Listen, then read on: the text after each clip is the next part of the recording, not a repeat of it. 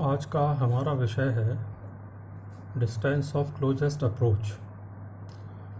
पिछले कुछ टॉपिक्स में हमने रदरफोर्ड स्कैटरिंग के बारे में पढ़ा था और इसमें हमने रदरफोर्ड स्कैटरिंग फार्मूले को भी ड्राइव किया था। रदरफोर्ड स्कैटरिंग एक्सपेरिमेंट में हम देखते हैं कि मेटल फॉइल पर अल्फ़ा पार्टिकल्स को बम्बार्ड किया जाता है और वो अल्फ़ा पार्टिकल्स उन मेटल फॉइल्स के जो एटम्स हैं उनके अंदर जो नाभिक हैं उनसे रिपेल होकर स्कैटर्ड होते हैं, क्योंकि अल्फ़ा पार्टिकल पर भी पॉजिटिव चार्ज होता है और नाभिक पर भी पॉजिटिव चार्ज होता है। एटम के जो इलेक्ट्रॉन्स हैं उनका अल्फ़ा पार्टिकल्स की स्कैटरिंग पर कोई प्रभाव नहीं पड़ता।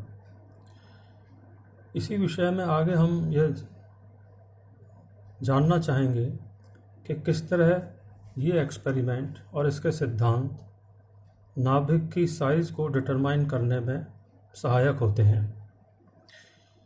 यहाँ मैं एक चित्र बना रहा हूँ। देखिए, मान लीजिए ये नाभिक है और ये एक अल्फ़ा पार्टिकल इस नाभिक की तरफ v वेग से चला आ रहा है। ये जैसे जैसे नज़दीक आएगा नाभिक के, वैसे वैसे इन दोनों के बीच में रिपल्सिव फोर्स बढ़ता जाएगा और रिपल्सिव फोर्स बढ़ने के कारण इसकी अल्फ़ा पार्टिकल की जो काइनेटिक एनर्जी है वो धीरे धीरे कम होती जाएगी और पोटेंशियल एनर्जी बढ़ती जाएगी।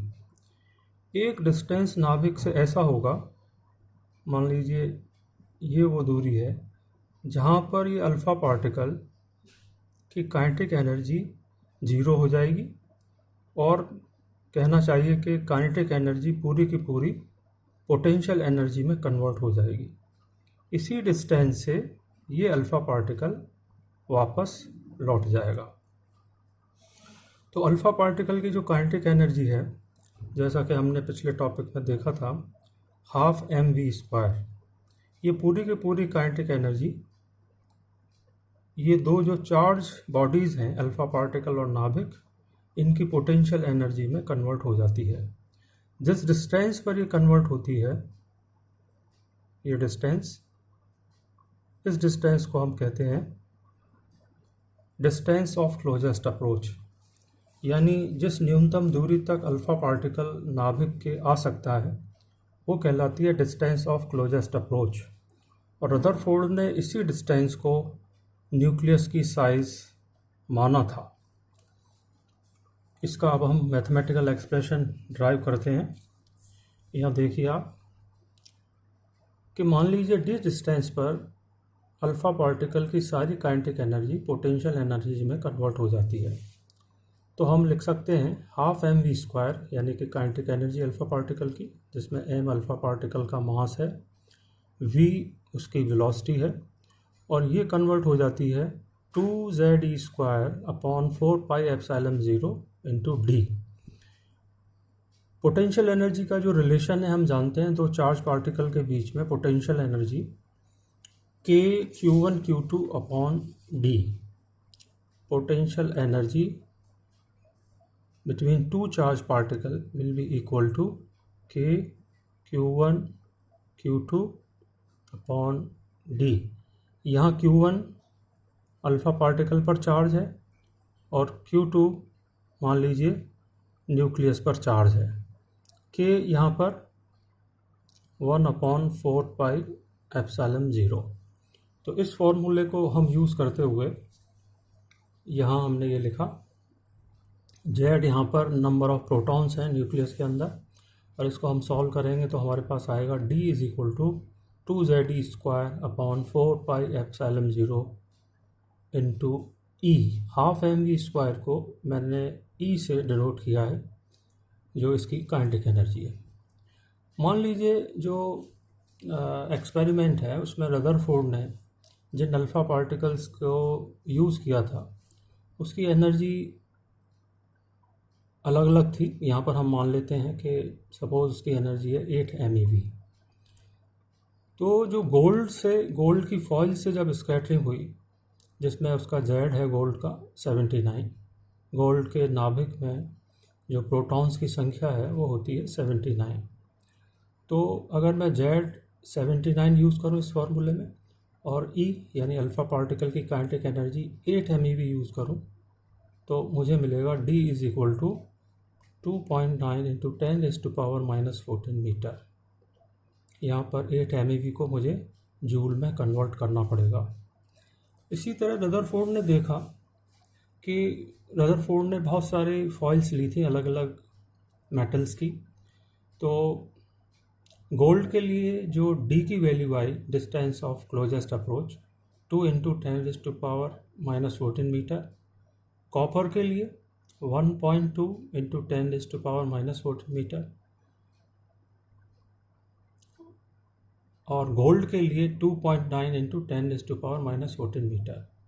सिल्वर के लिए 2 इंटू 10⁻⁻14 मीटर।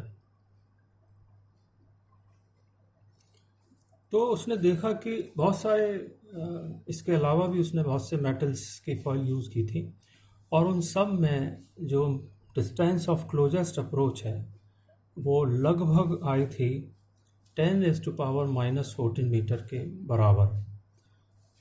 तो रदरफोर्ड ने ये कहा कि ये जो वैल्यू है 10⁻⁻14 मीटर, जिस डिस्टेंस से अल्फ़ा पार्टिकल नाभिक के पास आकर वापस लौट जाता है, ये जो डिस्टेंस है ये लगभग आया 10⁻⁻14 मीटर।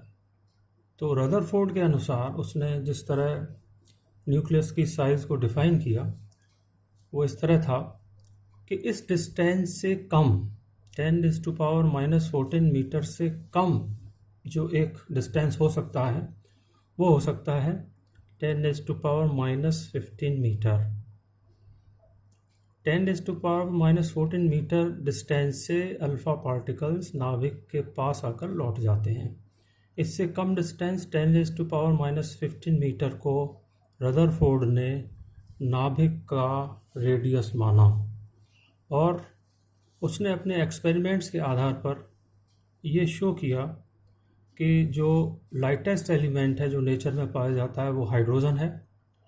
उसका जो रेडियस है वो होता है करीब 1 इंटू 10⁻⁻15 मीटर और जो हैवीएस्ट एलिमेंट है नेचर में जो पाया जाता है वो है यूरेनियम और उसका जो रेडियस जो डिटरमाइन हुआ वो है 8 इंटू 10⁻⁻15 मीटर। यानी जितने भी एलिमेंट्स हैं उनके जो नाभिक हैं उसका जो रेडियस है उनकी वैल्यू 1 इंटू 10⁻⁻15 मीटर से लेकर 8 इंटू 10⁻⁻15 मीटर के अंदर होती है। तो इस तरह रदरफोर्ड ने अपने एक्सपेरिमेंट से अल्फ़ा पार्टिकल स्कैटरिंग से न्यूक्लियस की साइज़ को डिटरमाइन किया और आगे के एक्सपेरिमेंट से भी पता चला कि ये जिस तरह रदरफोर्ड ने रेडियस को डिटरमाइन किया या डिफ़ाइन किया वो वास्तव में बिल्कुल सही था।